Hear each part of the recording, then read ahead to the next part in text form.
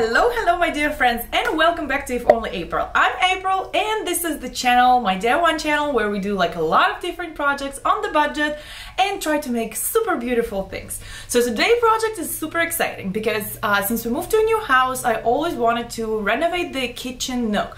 And first of the things, like I really wanted to change our temporary kitchen nook table. We had it from a friend and it was just too big and it didn't work well in our space. So I had like one dining table in mind. There's one round kitchen nook table that I'm absolutely obsessed with. That's the photo here. Here goes the photo. But unfortunately I'm not obsessed with the price because it's super expensive, and since the kitchen nook table, and I have two little kids and a puppy now. Yay! Have you met my puppy yet? Go to Instagram, check it out.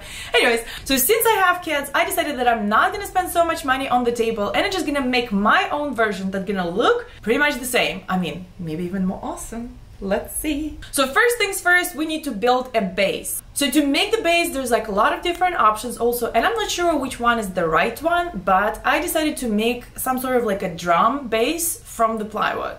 Okay, excuse me for these terrible conditions, but yeah, it's super cold already, so I can't keep my saws on the driveway, and as of yet, I still don't have a shed, so it is what it is, right?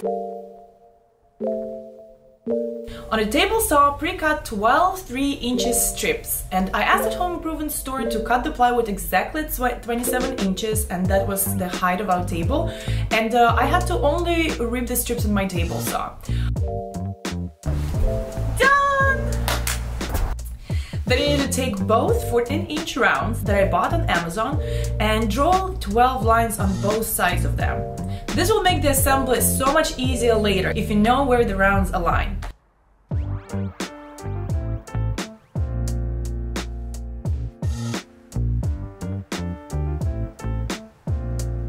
Then using wood glue and brad nail gun, start attaching the rounds to the strips. It will be a bit tricky for the first few strips, so if you have a pair of helping hands, I would definitely use them. Slowly make your way around, attaching all 12 strips. I used 3 brad nails on each of them, but you can do as many as you want and to be safe and sure. And make sure that you align them with the marks that you made previously on the rounds. And as always, I wanna warn you again that when you're using the brad nailer, make sure that you keep your fingers far away from the brad nailer. It may be like an obvious thing to some people, but well, it happened to me before. So now I'm using extra precaution about this. So yeah, make sure that you don't brad nail your fingers. The next step would be to attach the bottom round. It will be very wobbly before you add another round on the bottom, so don't get discouraged. Flip your structure around and attach another 14-inch round from the top, and make sure that you align with previous marks. Also check for squares to make sure that your strips are standing absolutely straight. That's very important for the base. And don't forget to use wood glue. Wood glue is essentially what's gonna hold it together, because brad nails are only there to secure it, but the wood glue that's the thing that's gonna hold it. Oh yeah! Oh yeah! Oh yeah! Oh yeah! Oh yeah! Okay, so correct or not correct, I'm not sure, but this thing is definitely not going anywhere. Look how stable it is. Awesome! Yeah.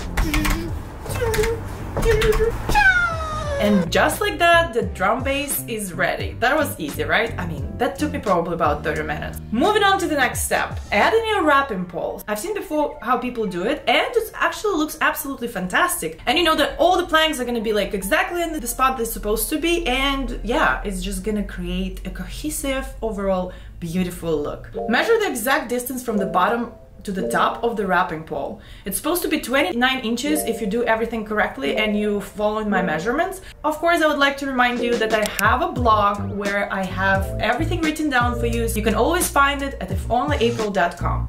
Then take the wrapping pole, mark where you need to cut, and cut on the miter saw. Use masking tape to prevent a tear out. That's such a simple trick, like that can save you from like having a terrible tear outs on the wrapping pole.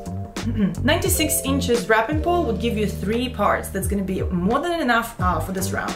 The last part will be a bit wider, but don't rush to cut it yet. Attach the first 2 wrapping pole pieces first and then measure where exactly you need to cut. Step number 4, attach a wrapping pole to the base of this super easy round kitchen table. You need to use a good amount of glue and spread it all over the edges of the strips and the rounds. You need to use brad nails to keep it all in place, and I recommend adding it on the top and the bottom. It could be filled with wood filler later, and sanded, but those brad nails are so tiny, honestly, I can't even see them from afar. Oh, maybe I'm just going blind. Who knows?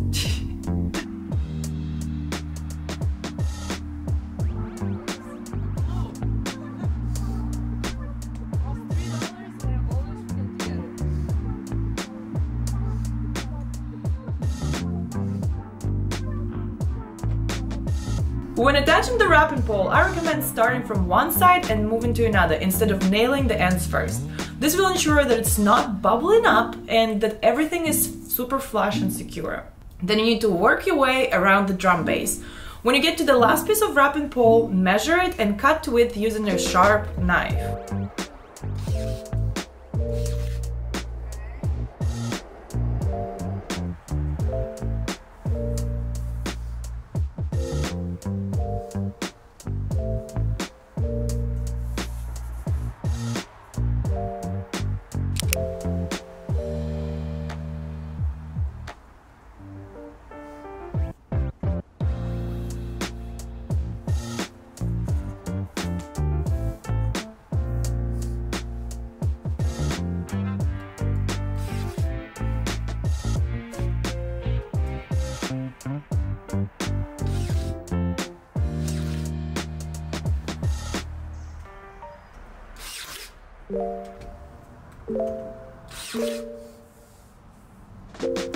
That part actually was so much easier than I thought it would be, and yeah, voila, we almost done.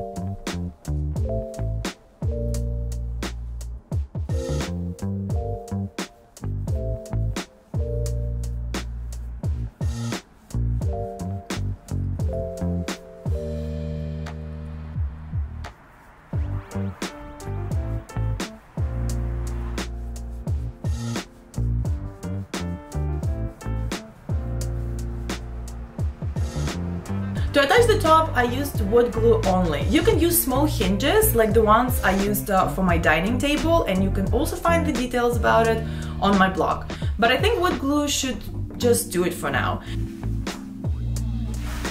I marked it below, so that's why I know where the middle is.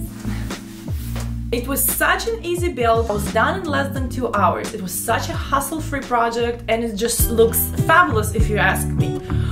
And the best part about it, that it cost me about like $100. And considering that, yes, it's a very, very well-trafficked area, I don't think it's gonna last for that long. But if anything, I can always change the tabletop, and it's gonna be like a brand new table again.